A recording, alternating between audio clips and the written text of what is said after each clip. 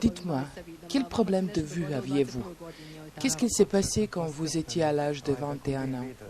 J'ai commencé d'abord peu à peu de perdre la vision de l'œil droit, et puis la vision de mon œil gauche est devenue plus faible aussi. Les médecins ont posé les diagnostics différents en supposant que c'était un défaut congénital.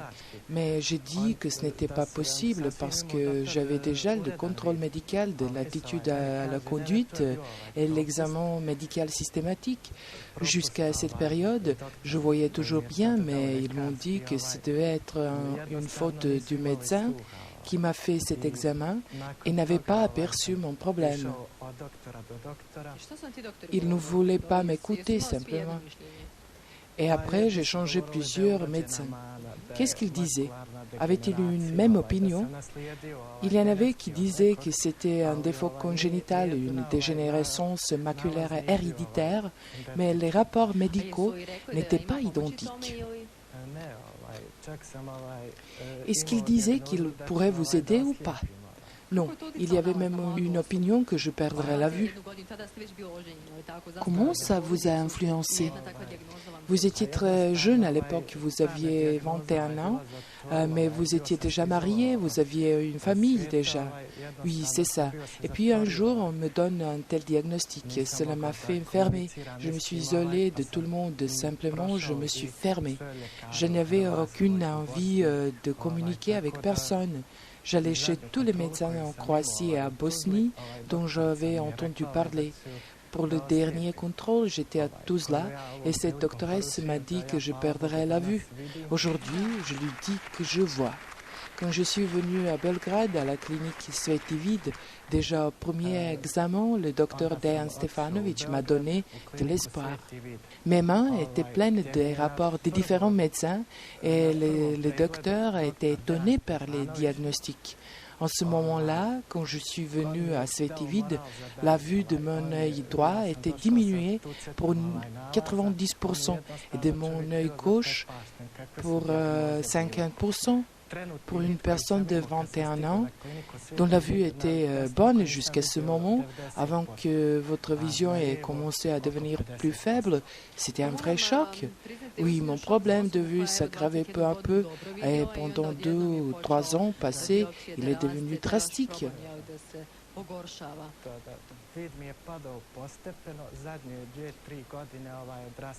Comment vous vous êtes débrouillé? Est-ce que vous aviez besoin de l'aide dans certaines situations?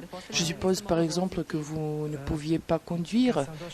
Quand j'ai compris que je ne pouvais plus conduire, j'ai simplement accepté le fait que je vraiment ne voyais plus. Ce que je refusais jusqu'à ce moment-là. Je le niais tout simplement. Après première recherche, le docteur Dejan m'a expliqué qu'il pourrait me sauver. J'ai eu ma première opération au mois de mai l'année dernière et un mois après, en juin, j'ai eu une opération de l'œil gauche. Combien de temps ont duré ces opérations? Environ 1 heure. Après, pendant une dizaine de jours suivants, ma vue était encore floue à cause de l'opération. Et après, est-ce que vous voyez clairement? Oui, je voyais même mieux qu'ils s'y attendent. Et j'ai eu les lentilles semi-rigides grâce à laquelle ma vue est revenue 100%. C'est fascinant. Alors maintenant, vous voyez très bien nous tous dans le studio. Oui, je vois beaucoup de beaux visages ici. Mais avant, comme vous avez dit, c'était très difficile pour vous et vous vous êtes fermé, même si vous avez accepté le diagnostic. Comment a réagi votre famille, votre épouse par exemple? Elle a été frappée par cette situation. Ma famille était tout le temps avec moi. Ils m'ont supporté et m'ont donné du courage. Surtout ma sœur qui m'a donné du support depuis le premier jour. J'ai entendu que vous la mentionnez. Alors, saluons votre sœur Mediha Fejzić. Merci. Vous étiez le support le plus important pour votre frère. C'était moi qui l'a conseillé d'aller à Belgrade. Quelques jours avant son départ pour Belgrade, il était chez moi. Nous avons fêté l'anniversaire de ma fille aînée et à un moment, j'ai aperçu que Miralem n'était pas dans la chambre. Il est allé dans la chambre des enfants parce qu'il avait très mal à la tête. Cela lui arrivait déjà très souvent, un certain temps avant sa visite à Svetivide. Il ne pouvait pas regarder la télé, il ne pouvait plus conduire. S'il regardait la télé, il penchait la tête parce que cette maladie qu'il avait, le kératocone, provoque que la cornée devient très bombée et conique. C'est pourquoi les images dans ses yeux ont été penchées. Il ne voyait pas bien.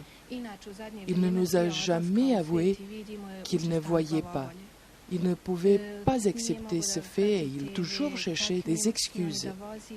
Mais quand j'ai aperçu qu'il ne voyait pas et que cela provoquait beaucoup de difficultés, j'ai trouvé le numéro de téléphone de Svetivide, même si l'on m'a recommandé d'aller à Zagreb. J'ai pris contact à Svetivide, nous y sommes allés au premier examen et nous avons donné au médecin 3 rapports médicaux tout à fait différents. Ces rapports dataient de l'an 2000 jusqu'à 2009 et nous sommes venus à Svetivide en 2010. Le docteur n'a pas pu croire ce que le premier rapport montrait. Sa vue était parfaite et puis se diminuait très rapidement. Alors il a conclu que c'était kératocone, mais il était un peu confus par un des rapports qui montrait déjà une vue abîmée parce que sur ce rapport, une dégénérescence maculaire était visible. Le docteur a dit que c'était une maladie héréditaire et qu'il fallait faire 2 imageries de l'œil pour l'examiner. Quand il a vu la première image, il a dit tout de suite qu'aucune dégénérescence n'existait pas, mais qu'il fallait attendre le 2e rapport. Quand il a vu la première image, il a dit tout de suite qu'aucune dégénérescence n'existait pas, mais qu'il fallait attendre le 2e rapport. Nous nous sommes préparés pour aller à Belgrade quand le docteur nous a téléphoné et nous a dit que mon frère devait passer une imagerie par résonance magnétique et qu'il lui fallait aussi un rapport de neuro-ophtalmologiste. Je lui ai pris tout de suite un rendez-vous pour imagerie par résonance magnétique. Mais depuis que le docteur a dit ce qu'il fallait faire, j'étais effrayée parce que j'ai compris qu'il pensait qu'il s'agissait d'une tumeur ou de la sclérose en plaques. Mon frère a fait ses examens médicaux, les résultats étaient bons et nous sommes partis pour Belgrade le même jour.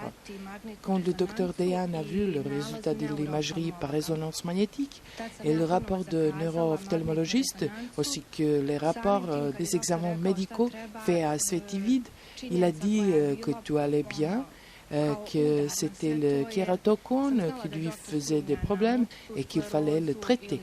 Après un diagnostic final, nous avons fixé la date de l'opération de l'œil droit parce que la vue de cet œil était déjà très diminuée.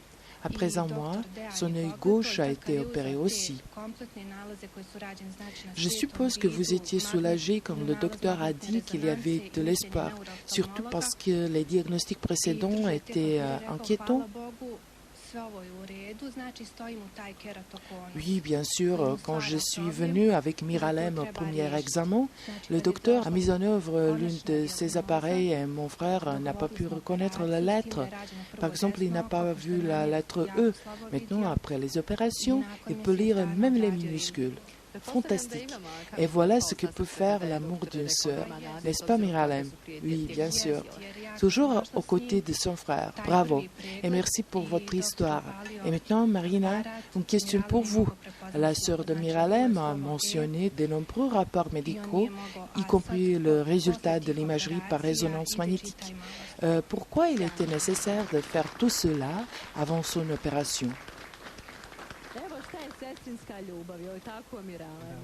Si quelqu'un a diagnostiqué un problème concernant le segment postérieur de l'œil, cela vous oblige à une vérification même si vous avez découvert un problème au segment intérieur de l'œil. Nous sommes obligés d'expliquer la baisse de la vue.